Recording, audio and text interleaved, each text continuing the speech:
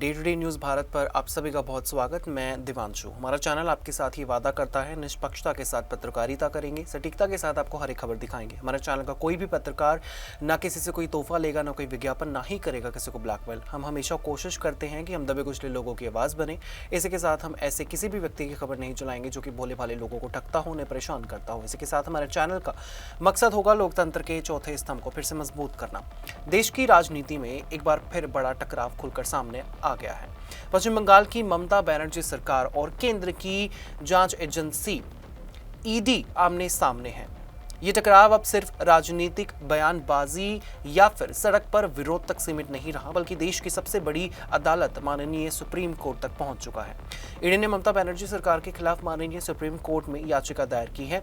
वहीं पश्चिम बंगाल सरकार ने भी माननीय सुप्रीम कोर्ट में कुवैत दाखिल कर साफ कर दिया है कि उसका पक्ष सुने बिना कोई भी आदेश पारित न किया जाए।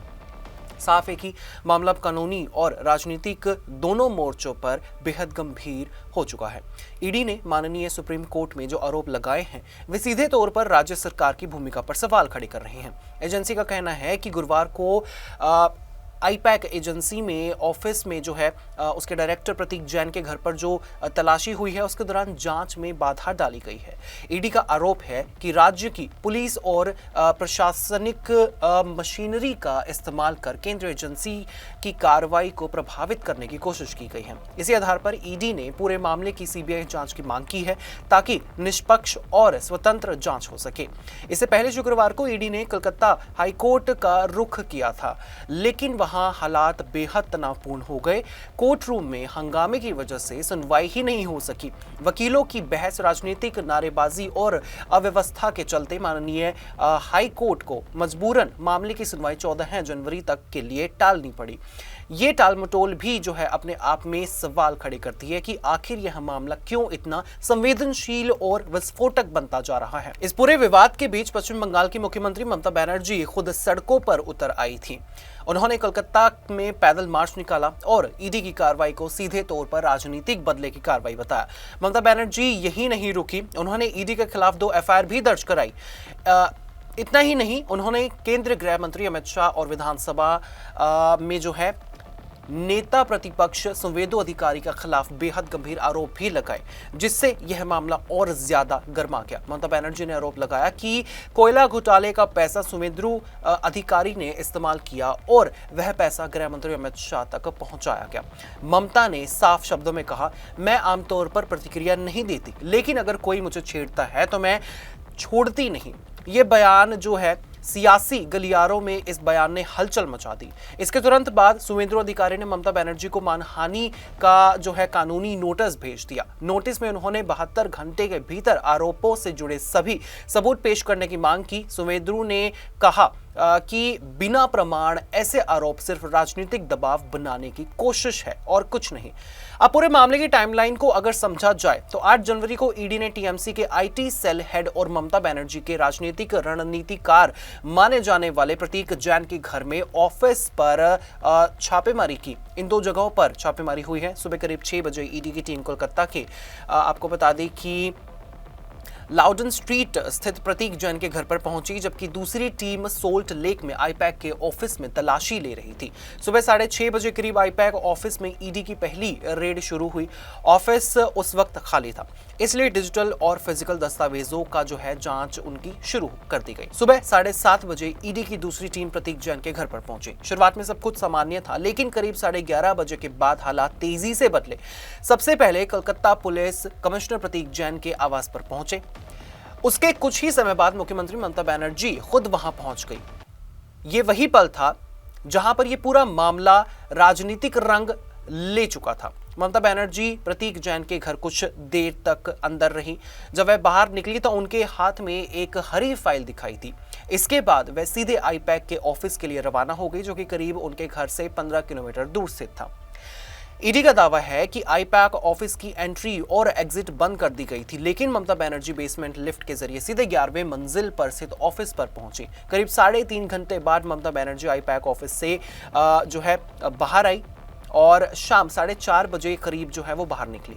ईडी का आरोप है कि मुख्यमंत्री कार्यालय के अधिकारियों ने कुछ फाइलें मुख्यमंत्री के काफिले की गाड़ी में भी रखी थी। ईडी इसी को जो है जांच में बाधा और सबूतों से छेड़छाड़ की संभावित कोशिश बता रहे हैं, जिसे जो है उसने माननीय सुप्रीम कोर्ट में उठाया है। 9 जनवरी को टीएमसी ने इस पूरे मामले को बड़े पैमाने पर राजनीतिक आंदोलन का रूप दे दिया। दिल्ली से लेकर कलकत्ता तक विरोध प्रदर्शन किया गया। खुद ममता बनर्जी ने कलकत्ता के मार्च का जो है नेतृत्व किया। इस दौरान उन्होंने दावा किया कि उनके पास केंद्रीय गृह मंत्री अमित शाह के खिलाफ एक पेन ड्राइव मौजूद है। ममता ने कहा कि कोयला घोटाले का पैसा दिल्ली में बीजेपी के वरिष्ठ नेताओं तक पहुंचा है और उनके पास इसके सबूत हैं। उन्होंने चेतावनी दी कि जरूरत पड़ी तो वो इन सबूतों को जनता के सामने लाने से पीछे नहीं हटेंगी। ये पहली बार नहीं है जब टीएमसी और केंद्रीय जांच एजेंसियों के बीच टकराव हुआ है। पिछले कुछ वर्षों में ऐसे बहुत सारे मामले सामने आए थे जहां पर इन दोनों के बीच में एक टकराव देखने को मिला था। 27 अक्टूबर 2023 को राशन घोटाले में ईडी ने जो है मंत्रियों को गिरफ्तार किया था। 11 अगस्त 2022 को जो है सीबीआई ने पशु तस्कर मामले में टीएमसी के नेताओं को गिरफ्तार किया। 23 जुलाई 2022 को स्कूल भर्ती घोटाले में शिक्षा मंत्री को गिरफ्तार किया गया था, जहां पर 50 करोड़ रुपए नकद और सोना बरामद हुआ था। 6 सितंबर 2021 को कोयला तस्करी मामले में ईडी ने टीएमसी के नेताओं को गिरफ्तार किया था। इसके अलावा 2019 में जो है पौंजे घोटाले को लेकर भी सीबीआई और कलकत्ता पुलिस के बीच एक सीधा टकराव देखने को मिला था, जिसमें ममता बनर्जी ने 45 घंटे तक का धरना दिया था। और इसके अलावा जितने भी मामले मैंने आप सभी को बताया, उन सब मामलों में ममता बनर्जी खुल के अपने टीएमसी के नेताओं और उन सभी को अपना सपोर्ट दिखाने के लिए धरने पर जरूर बैठी। इसी के साथ नारद स्टिंग केस में भी ममता बनर्जी सीबीआई के खिलाफ खुलकर सामने आई थी। इस ताजा विवाद के दौरान टीएमसी सांसद भी पूरी तरह सक्रिय नजर आए थे। शुक्रवार सुबह टीएमसी के 8 सांसदों ने दिल्ली में गृह मंत्रालय के बाहर प्रदर्शन किया था, जिसकी वीडियोस काफी ज्यादा इस वक्त वायरल हो रही है। कुल मिलाकर ईडी और ममता बनर्जी सरकार के बीच ये टकराव सिर्फ एक रेड या फिर एक एफआईआर का मामला नहीं है। ये केंद्र और राज्य के बीच शक्ति संतुलन, जांच एजेंसियों की भूमिका, संघीय ढांचे और राजनीतिक बदले के आरोपों से जुड़े बड़ा सवाल बन चुका है। अब सभी की नजर माननीय सुप्रीम कोर्ट पर टिकी हुई है, जहां यह तय होगा कि ईडी के आरोप कितने ज्यादा मजबूत हैं और ममता बनर्जी सरकार का जवाब कानूनी नोटिस पर कितना टिकता है। आने वाले दिन न सिर्फ पश्चिम बंगाल की सरकार बल्कि पूरे देश की राजनीति की दिशा तय करने वाले साबित हो सकते हैं। आप इसके बारे में क्या कुछ कहना चाहेंगे? आपकी क्या सोच है इस बारे में? आप हमें कमेंट सेक्शन में जरूर बता सकते हैं। इसी के साथ देश और दुनिया की तमाम हर छोटी और बड़ी खबरें जानने के लिए आप बने रहिए Day to Day News Bharat के साथ। मुझे दीजिए इजाजत और हमें हर किसी सोशल मीडिया प्लेटफॉर्म पर लाइक, शेयर और सब्सक्राइब करना बिल्कुल भी मत भूलिएगा।